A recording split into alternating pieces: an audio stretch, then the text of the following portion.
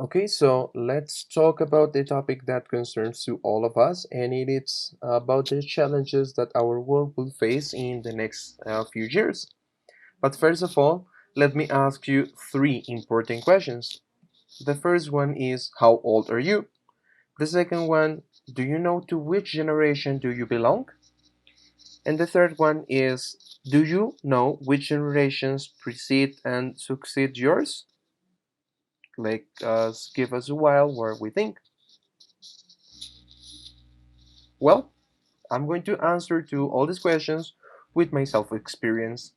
So, I'm Daniel. I'm 20 years old. I am a Centennial or a Zeta generation because I was born in 1999. And for sure, I know about the other generations that precede me. And don't worry, let me give you a brief introduction about the other generations, just to make sure that we all are in the same page. First one, the silent generation. This generation was characterized because of their austerity. They were born in a post-war scenario. The people that belongs to this generation are our grandparents or people. The second one, that generation that we're going to see right now, is the baby boomers. The baby boomers are the ones that were born in between 1949 and 1968.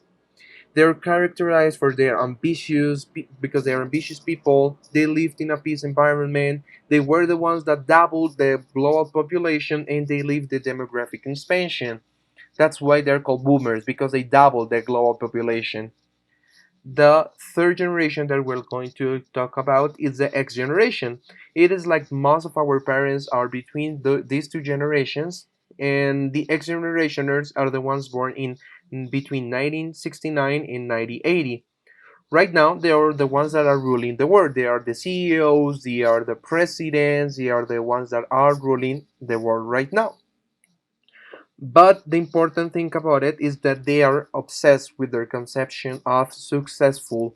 They are completely determined, they are ambitious, and in fact, they lived the first crisis of petroleum, and that's why they like got like some kind of a scare, and they like turned their conception of successful into a strong future. It means that they want some good retirement plan, a house, a dog, a family, something that could provide them some certainty and some security for their retirement.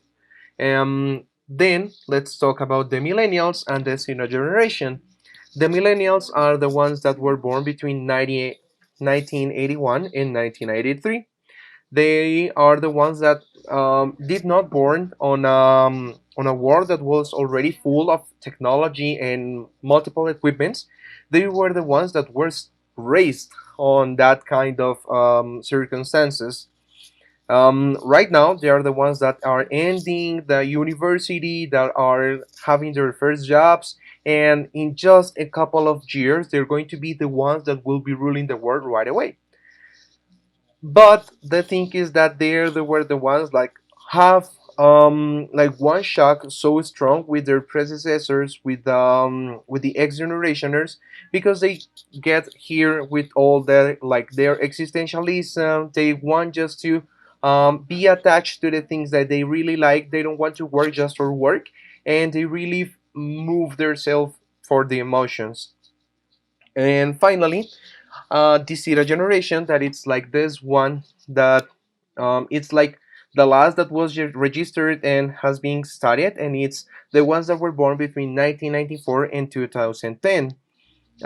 These people, including me, we are the people that we want to change the world, exactly, literally.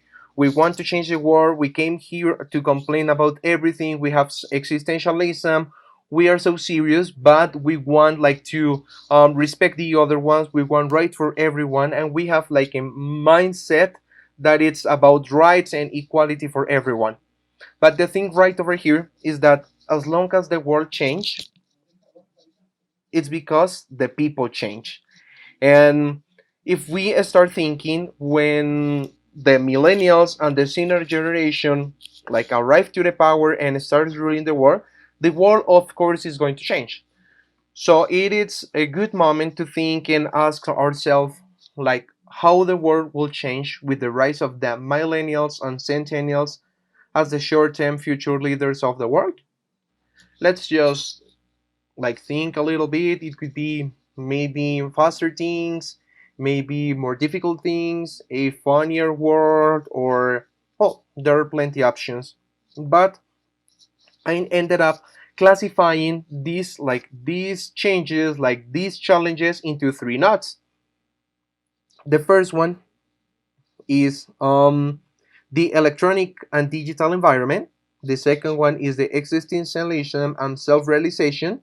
And the third one is the global environment promoted by global citizens. Don't worry, we're going to check each event as soon as we keep on moving with the presentation. So the first one is the electronic and digital environment.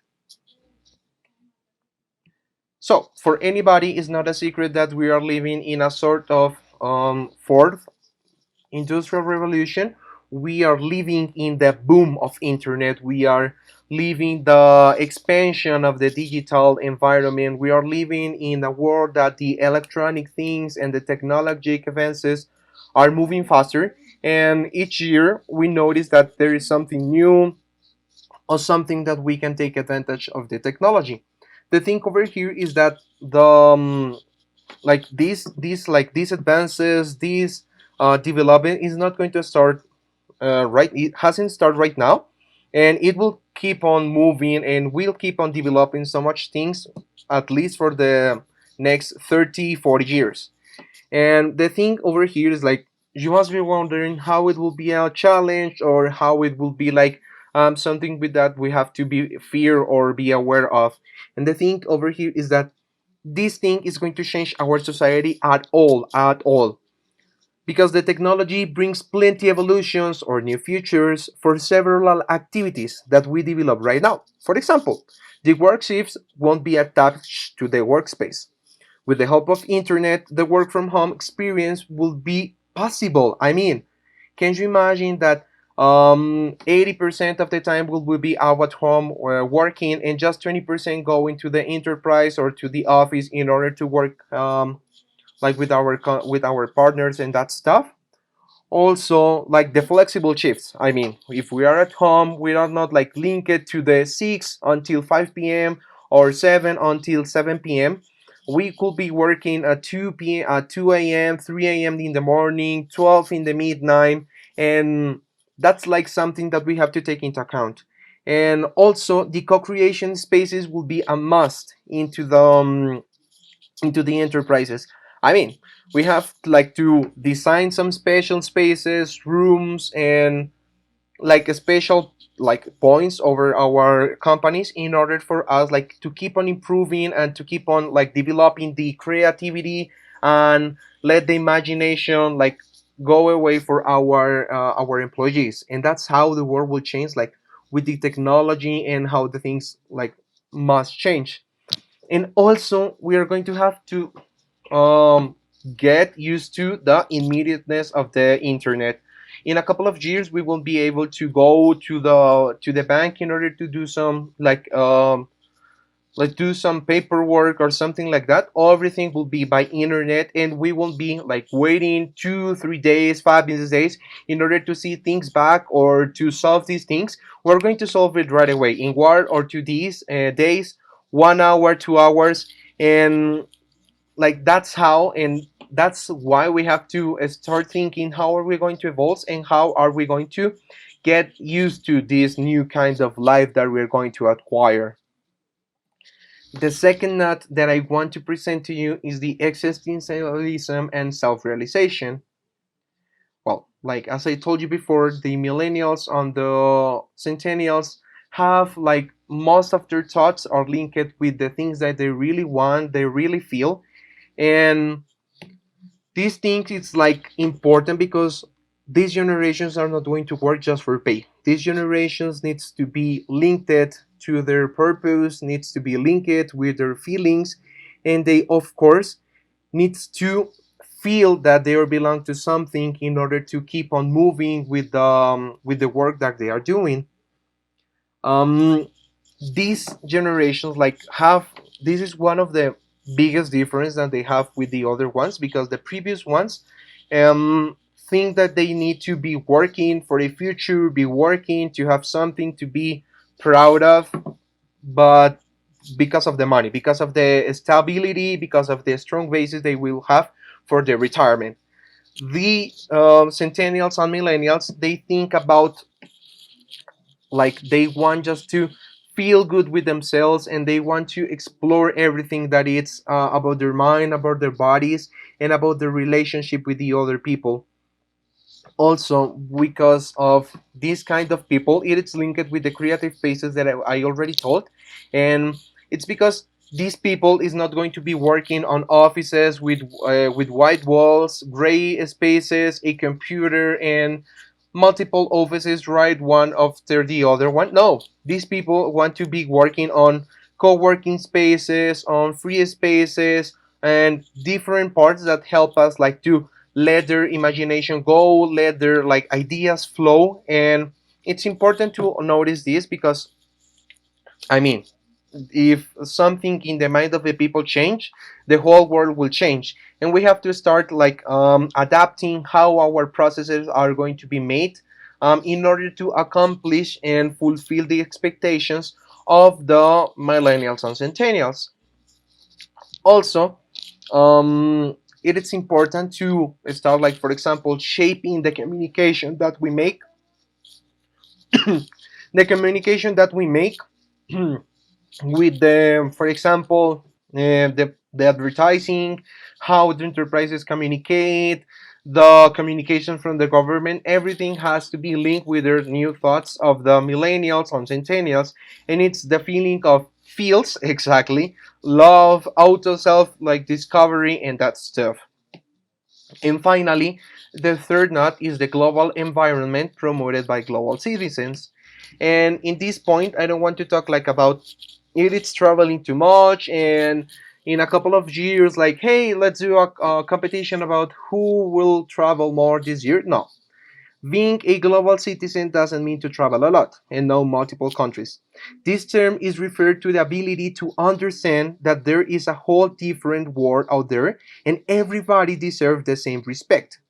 Along with this, a global environment will be always present in a short-term future. This is referred to the multicultural connection between the world, not only for interpersonal relationships, but for business too. Also, the internet and the evolve of technology allow the world to connect in a very effective and efficient way. I mean, as I was telling before, like with the connection and the immediateness of the internet, this will be exactly just right away. You're going to communicate, and we're going to be connected with everybody at every time, at any anywhere and everywhere.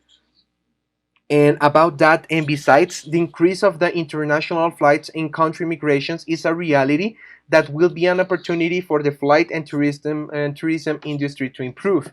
If you take into account this, right now we're living on a big expansion of the flights. The number of flights increased. Well, not right now because this is the pandemic right now, like running over. But in the last years, there are multiple people that it's like going away of other countries. They're establishing their goals in their life in another places, and it's important to take that into account. The most important thing right over here is that we understand that these challenges and these things that I just mentioned are the ones that are going to shape the world in the next few years, in order to understand how the world will change with the rise of the millennials and centennials to the by ruling the world. It's important to recognize that we have to take steps right now in order to adapt ourselves and adapt our lifestyle in order to arrive to that point and not suffer like this change like so abruptly. Thank you for this activity. I'm Daniel Guzman. Right now I'm cursing Virtual English Level 8, and this is my final task for the class project. Thank you, teacher, and have a wonderful night.